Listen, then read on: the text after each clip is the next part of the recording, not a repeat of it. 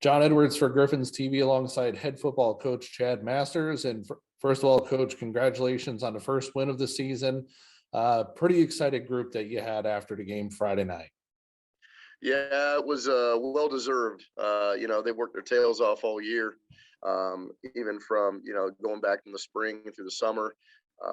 We've had a tough stretch. I mean, our opponents have not been any slouches, and we got an opportunity to get a win here late in the year. And I think it was exciting. It was exciting to sing the fight song in the locker room again. I think it was great for them, everything they've been through so far this year. Still with a lot of growth ahead of them, obviously, but it was just awesome to see them have that excitement, enjoyment in their eyes and their voices and their bodies. It was had a lot of guys in that night, and just really overall was a great night for us, and well deserved. Talk us through the process. You get to Berg last week. You cause some turnovers. You're able to capitalize on the turnovers. And how did the team respond to that? Because they've worked their tails off all season long for you.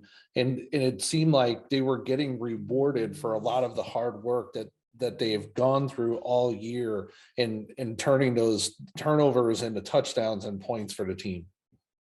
And that's stuff we've been preaching from day one. I mean, the difference is, and we did a little bit of that week one too.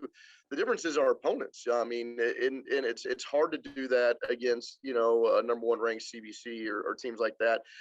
That's what we got to avoid on our end. But it was nice to see it come together to where we could cause some turnovers, we can capitalize off those, and kind of be in the reverse of what we were in a few other instances. So, but it's a learning experience. We know what we have to do. We've approached it the same way from day one all the way to last Friday's win.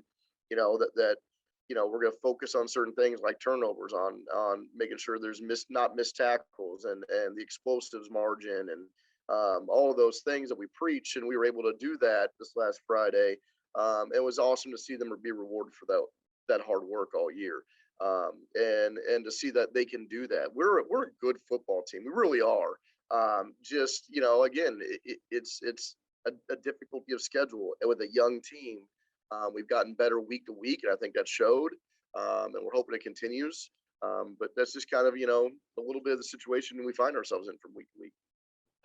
Did the victory last Friday night carry over into this week's practices? Things seem to be a little bit more upbeat, a little bit more positive. Along those lines. Honestly, they've been about the same, as crazy as that sounds. I mean, our kids have been, the young men have been attacking every practice every week with the same kind of energy and the same kind of focus, same kind of gusto. I mean, we have our moments up or down here or there, but they've really approached week to week pretty much the same. It doesn't mean that we haven't enjoyed this victory. We just know that and we kind of preached a lot from the very beginning. It's not about beating a CBC. It's not about beating a DeBerg. It's about the process and progress we're trying to make as a team, as a program for the long run. And I think they own into that and they believe that. And so we came back to work on Monday, very similar to every Monday we've had. The energy's been high, like it has been all week, and the attention to detail has been good. And I think that's where we have to live as a program, and that's where we continue to work on. Senior night this week, and talk about your seniors. Special group. I mean, they were sophomores when I first came in, so this is kind of like the group I kind of leaned on a lot, especially as we've progressed through the last years. It's not a big group, but it's a high character, high work ethic, great group of young men. You're always sad to see any group of seniors go, but I really enjoy this one. And I told them the other day that, I'm sure everybody would like to have had a few more wins on the schedule and a few more victories and a few more times to sing the fight song in the locker room after a game. But the reality is this group, if we had to go through what we've gone through as a program, I wouldn't want any other group than this group. They're that kind of group of young men who bring their lunch pail every day and they work their tails off. They don't complain. They try to get better. They try to make others around them that much better.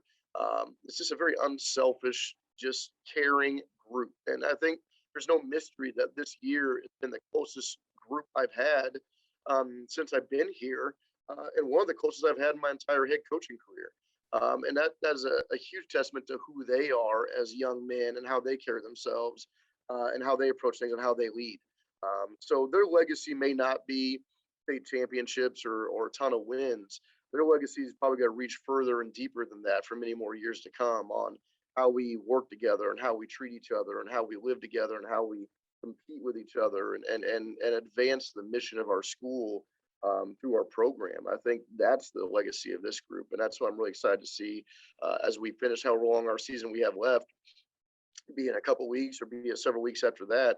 I'm excited to see how much more impact they have. So it's a special group. It really is. They're all, you hate to see any of them go, but this group means a lot to me. They've been through a lot. They've seen the highest of highs. They've seen some lows, and they've been warriors through the entire thing. I have nothing but respect for them. How emotional are you with this group leaving and knowing that you'll have a new group of leaders for the program moving forward for you coming next year? There's gonna be a lot of guys I miss. I mean, obviously, and the impact they've had on this program. Yeah, I've been talking to a few on the side about it a little bit. That's part of high school coaching. I mean, it's you always see a group come through and you love being around them, you love them. I love all my guys, but there's ones that kind of touch you a little more than you maybe do them at times. And I feel that there's a lot of those guys in this group, but that's part of the process and part of the progression of a program is year to year you have new guys step in, and hopefully they learn from guys in front of them. Hopefully the guys in front of them left a good lesson and a good legacy behind for them.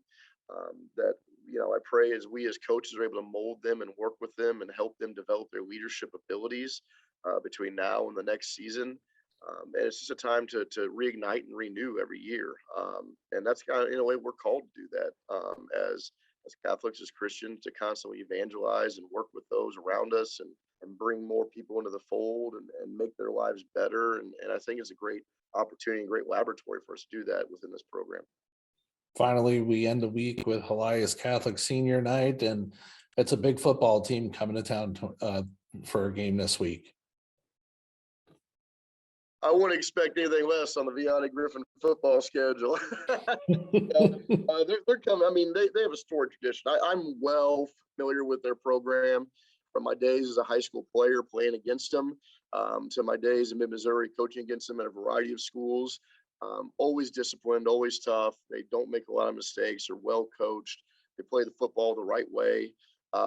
They're always a difficult opponent, but always one that you love to compete with. Because they bring up the best in you as a program or as a team, and if you don't, you're going to struggle. I highly respect their program, their coaches, their school. It's kind of one of those programs that you look to as a coach. You say, I want that in our program. That kind of tradition, that kind of legacy, and that kind of passing down of a culture from year to year. So we're looking forward to it. I mean, they're coming in with a 7-1 record. They just won their conference for the second straight year, coming off a state championship year before. But I like our chances.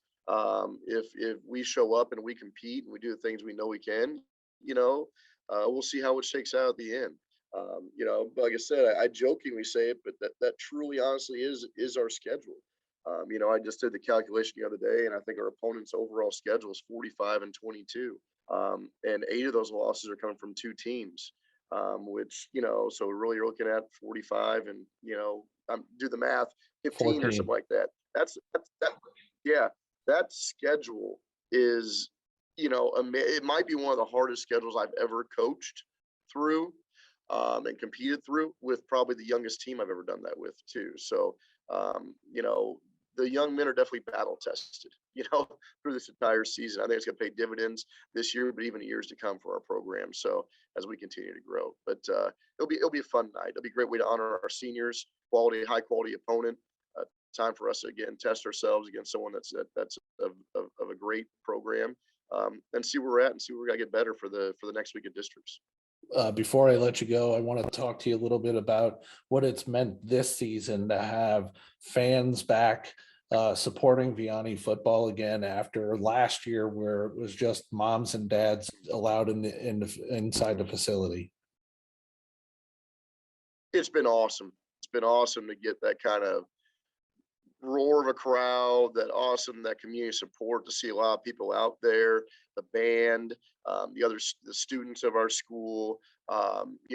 It's just been a really, really neat experience. I think from just my point of view, it feels like a little bit of normalcy coming back. And not that I didn't enjoy our moms and dads and family last year, it's just neat to see the community spirit back. And not only in our school, but other schools that we played, I mean, going to CBC and Chaminade and so much places to see their fans out there, to get booed a little bit, to get all that experience and just the magic of Friday nights was able to come back a little bit. And it's a true blessing for us to go through that this year. And I hope we at least represent ourselves well through the season in competition. Again, like I said, we always want to win more games, but I think our kids have battled hard and played hard all year. It was just nice to be around friends and family again, and to have that spirit of community back on Friday nights, and it's truly a blessing for us to get back to that. Coach, I always appreciate getting together with you on a weekly basis. Best of luck against Elias, and we'll do it Thank you. again next week, and hopefully we can do it a couple more times. That'll be awesome. That's the goal for sure, buddy. So I appreciate everything you do here for Griffin TV and the Griffin community itself. You do amazing work. I appreciate it. Thank you very much, Coach. I appreciate it. We'll talk to you again soon.